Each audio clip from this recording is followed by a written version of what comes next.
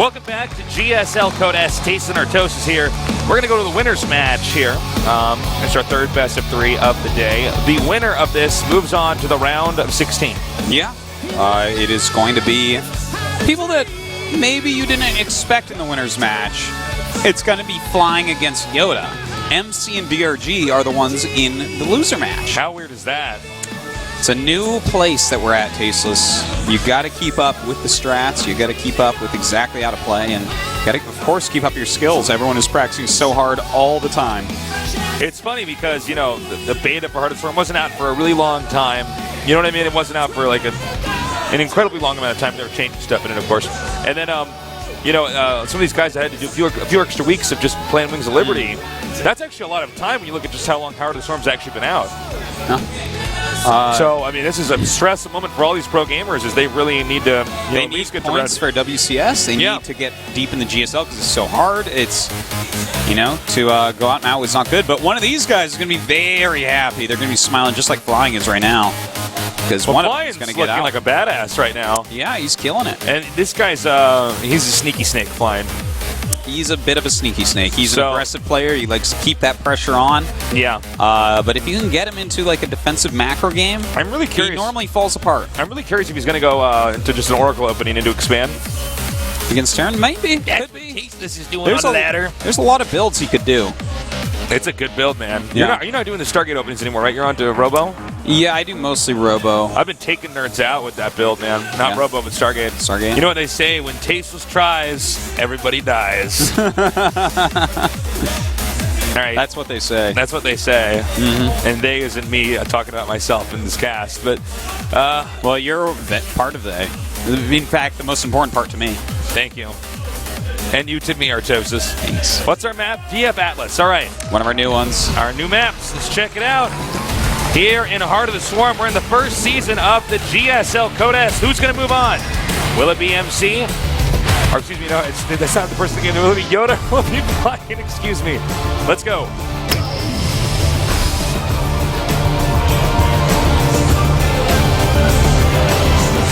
All right, in the bottom right, we have our Terran player. Looking very solid. Can he take on this new guy, though? He is LGIM YoDa.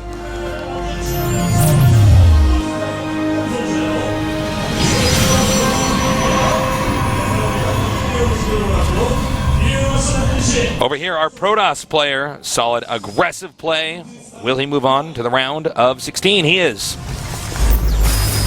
웅진 스타즈 Flying.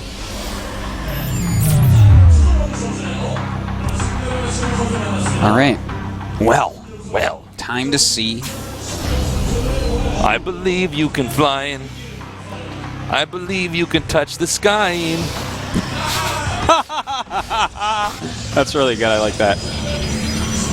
Is that Mr. Che on a Hydralisk? That might have been. That might have been. Chadrilisk is what it said. Yeah. So. A Chadra. Go Chadras with their new speed upgrade. New favorite player. Yeah. He's got to use the Force, that's true. With a hat on like that, I am not surprised Flying's your new favorite player.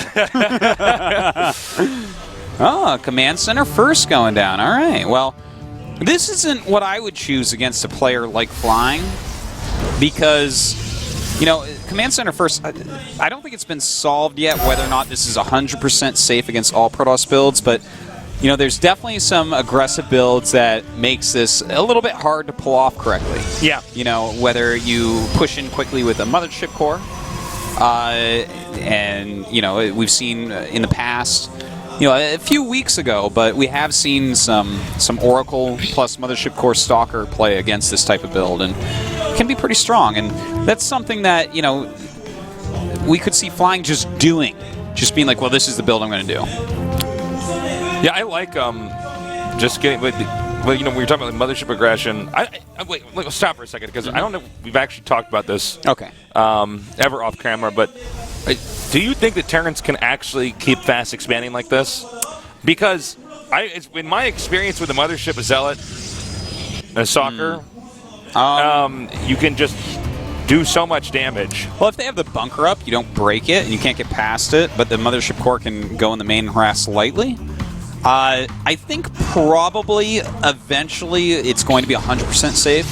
The You fast think so? expansion, Until or once like they figure it out? 99% safe or something like basically if you execute perfectly, you should be able to hold. I think, but I question if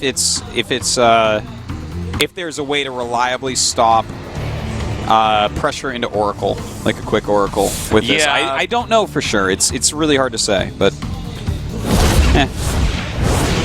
Well, he does. Can you actually run an SCV right by a mothership core? Does that actually, it doesn't do enough damage, right? When you're sitting somewhere like that, absolutely not. You can't. Like, that SCV could not have gotten in the main Okay. base. Mothership core actually does a lot of damage. It does. It attacks fast, too. Yeah.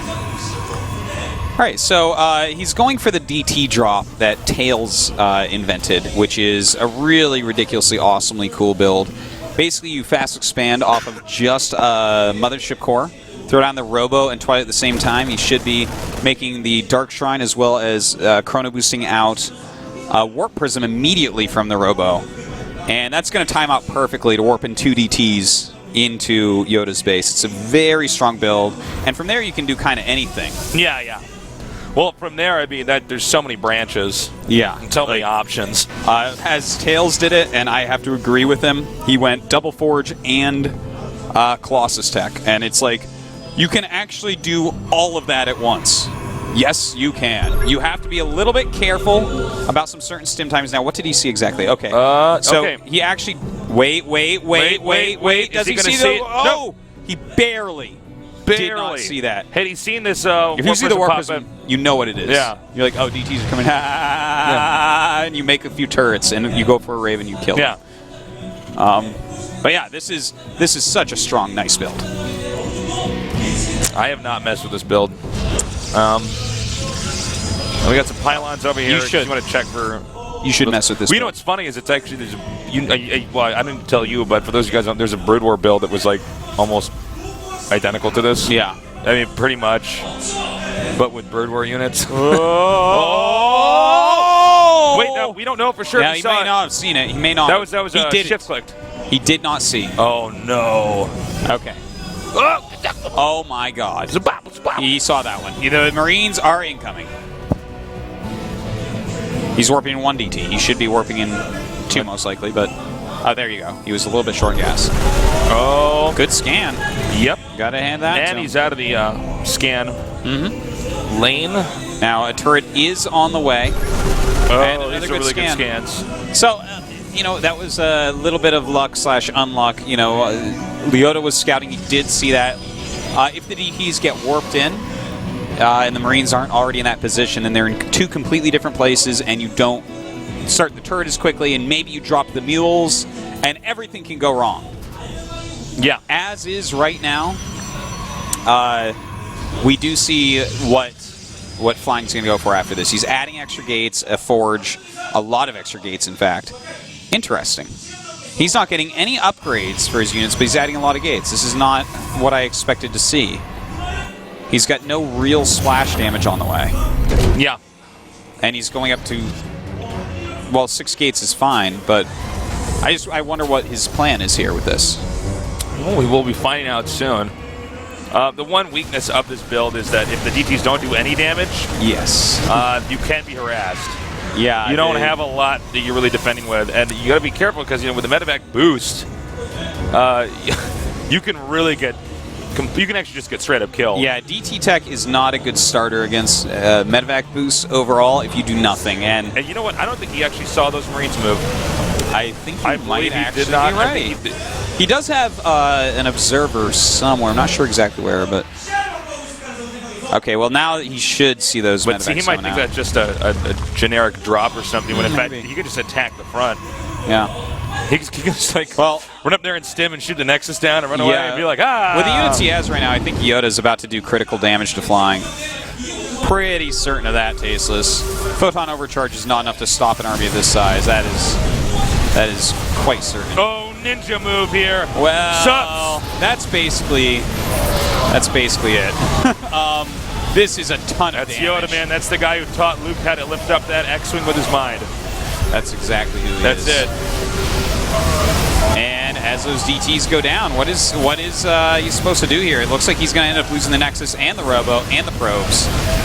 Well, the Nexus is going to live for now because the probes are valiantly. Oh, whoa. Safe, We had Zealots giving over here in the themselves. main. Oh, we caught the tail end of that. It might not matter, though, I because think there's this simply is- just too much Terran stuff. I think that's like a make yourself feel good about yourself Zealot move right there. Like, Is that what it's called? yeah, because he's like, well, see, I did a lot of damage to you too, but it's Yeah, but like, I mean, well, he's got a bunch of DTs in there now. yeah, maybe He can kill all the workers, like, if you could get immediately. that turret and there's no scans, that would be pretty awesome. But I don't really foresee this ending the game. This is a nice move here. Yeah, it's working out much better than I had anticipated. Well, let's see. We got So wait a 34 minute, he probes. saved the Nexus. Yeah, no, he's And he actually Protoss killed actually enough. fine. Protoss can actually win from here. I wonder how many SCVs did he actually kill with that initial? Well, I think there's only 16 SCVs left. Oh my God! I'm not joking. What? We know 16. Wow. Yeah, All right. 36. Well, never mind. I take back every single thing I said, because the drop by YoDa. Looking at it, it's like, well, this is basically a win, right? Right. And then that Well- warp, and I think YoDa was so busy microing over at the other side, he just had no idea. Because if here's- you run the SCVs, it's not nearly. I mean, you should have more than 16 left, likely. Well, here's the other thing is that even Good with move. his drop over here, he can actually send the warp prison back in here and just continue to do what he's doing. Oh, that's too bad. He didn't get the medevac that actually had everything in it. Oh, no, he did. Excuse me. Yeah, and still, it is stim and medevacs here. Oh, DTs, I like this choice. You know, he's making him use those scans that are so important right now, and they kill Marines so quickly. All right, now we have medevacs over here. Now, he's not quite microing those medevacs right. They're doing a lot more. Oh, no, they don't have any energy. Yeah. Okay, this is one of those games, guys. It's a wild one. Well, Still looks like Warp it's prison. going to go in the favor of our Terran player as predicted. There's now you so go right little behind left the over. minerals. Okay. Oh, he's going to have to lift there. He does not have the energy to heal against those Zealots. I don't know, I guess he Oh, has enough health. contraire, Artosis, says that Marauder. GG. All right, That was a cool game. Yeah, that was kind of funny how he did so much damage with that counter drop, but basically just that. The fact, what's really confusing, okay, because this is a hard one for me to explain, because he took Tails' build, which is really nice, and changed it a bit, and the ways he changed it in, I think, are inferior, because he added his gates right away and got no splash. Tails goes right into Colossus and upgrades. Now, yeah, he didn't really do any damage, maybe one upgrade in Colossus, something like that, but with zero splash, I mean, maybe because he did so little damage to the DTs, none, maybe then he thought, well, I just have to get enough units that he can't drop on me right away. That's the only thing I can think of why he did it that way. Well, both the attacks from both sides did so much damage and are so hard to stop that they were left with the bones of their economy and not much else at all. So, thing is, vanilla gateway units don't do anything against stim and medevacs. No, you can just kite them and then they're being healed, and you can micro in and out of the medevac, and there's a million things that are, hard to deal with about it. Yeah. But, I gotta say, Flying has by far exceeded my expectations today in results and in his performance. Well. He might get out of the group in first place, Tasteless is definitely a possibility at this point. All right, so right now, we have YoDa up one game, and Flying needs to win the next two if he wants to go out. Otherwise, they're going to go to the final match here in today's GSL Code S here, round of 32, Group B. I'm Tasteless, with me is Artosis, here at GOMTV.net.